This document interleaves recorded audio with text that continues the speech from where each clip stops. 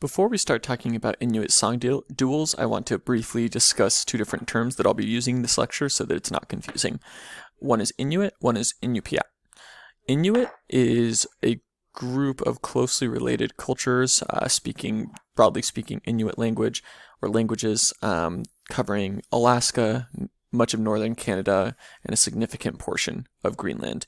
Inupiat refers specifically to Inuit people in Alaska. So that's kind of a distinction. So that map kind of shows what we're talking about here. So in Canada, you would hear other terms such as Inuttut, Inuitkatun, and Inuvialuktun. And then in Greenland, where, by the way, I believe it's about 80%, 85% of the population is Inuit, Kalaallisut is one of the traditional terms for that people that are Inuit in Greenland refer to themselves as, if they're not just referring to themselves, of course, as Greenlanders. This is another map of that. You'll notice that actually there's two different dialects of Inuit spoken in the Seward Peninsula here, as well, and then in the north part of Alaska area. So we'll talk about that in a minute.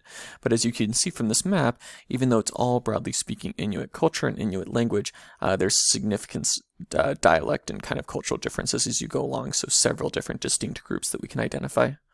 All of which, though, share in common that they're really found in these sort of almost coastal and very Arctic-y regions. I don't think Arctic-y is a word, but there I go. So again, it's Inupiat if you're speaking plural, or Inupiaq if you're speaking singular. So when we talk about the language, we would say Inupiaq. And Inupiaq has actually kind of two distinct language groups, or two kind of dialect groups in Alaska, and I've cut them with this really cool red marker. I figured out how to draw on my laptop recently, and I feel really fancy, so now I do it all the time on my slides. Anyways, up here we have North Alaskan Inupiaq, and down here we have Seward Peninsula Inupiaq.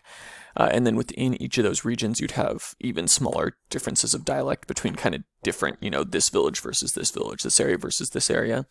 The languages between these two regions are relatively mutually intelligible. They're both Inupiaq, and for the most part, you can understand here and understand here, even though there are some significant differences, just as there are, for example, if you're all speaking, or if you're taking American English, right? American English in Boston versus American English in New York City versus American English in Dallas, Texas. Going to sound a little different and have some significant differences.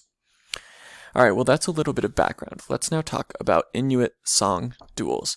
So when I also teach an introductory anthropology course, and when I do, I talk about this idea of the fact that throughout human history, there have been lots of cultures that did not have police forces and did not have jails, at least as we understand them.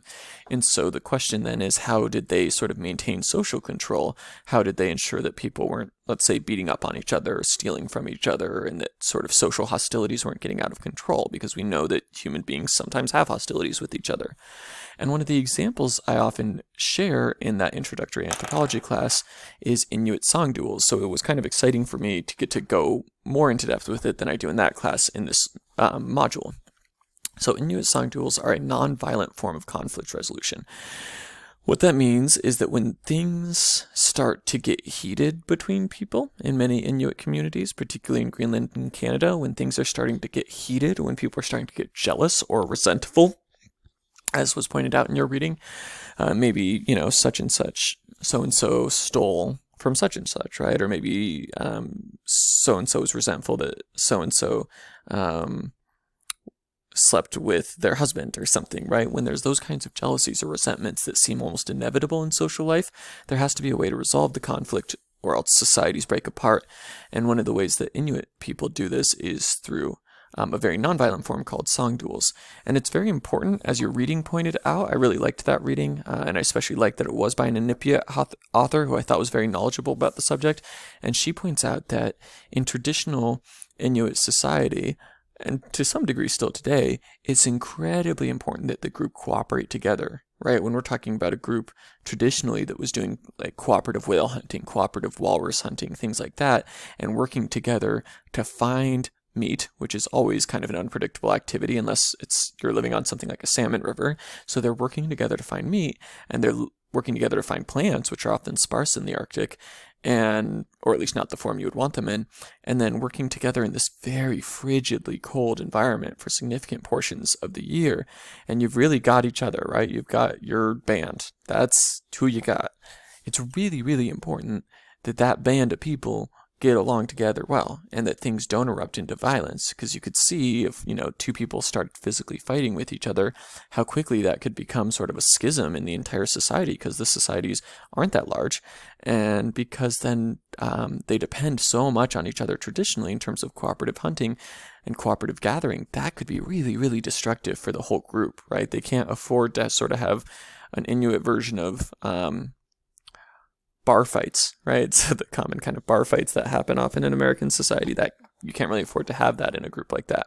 Even when traditionally, when there was physical violence, when it got to that level of seriousness, sometimes it would be like very ritualized, like people would take turns hitting each other, but you can't have like true all-out brawls, because again, what that would lead to as a society would be very dangerous. So song duels are a way of resolving angry situations, and they're common across Inuit groups, although they kind of take different forms, which shows you that oftentimes with the culture you kind of start out with one thing and it kind of morphs and evolves with different people in different parts of the culture area.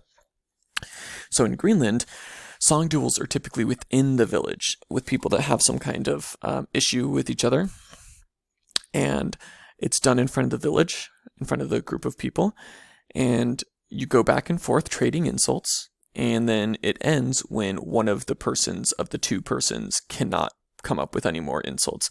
I kind of imagine like a rap battle here.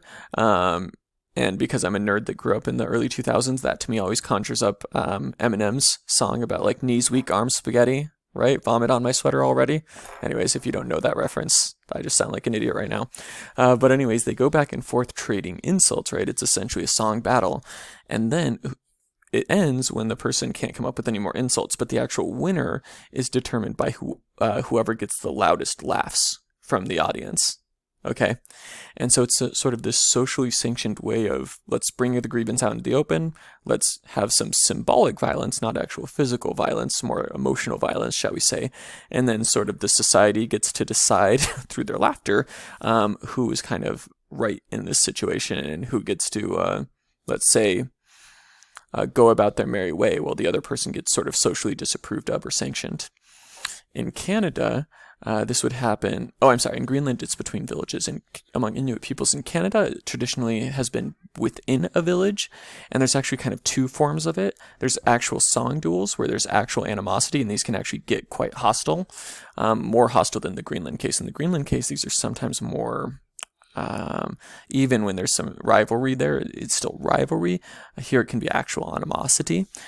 But the Inuit people in Canada also have joking songs, which are kind of just there to sort of make fun, but to make fun often as a point of like pointing out social norms and kind of reinforcing social norms. But they're kind of meant amusingly. They're not really when people are like actually angry at each other. Within Inupiat here in Alaska, they have a specific kind of version, kind of similar to these joking songs, which are called teasing cousin songs.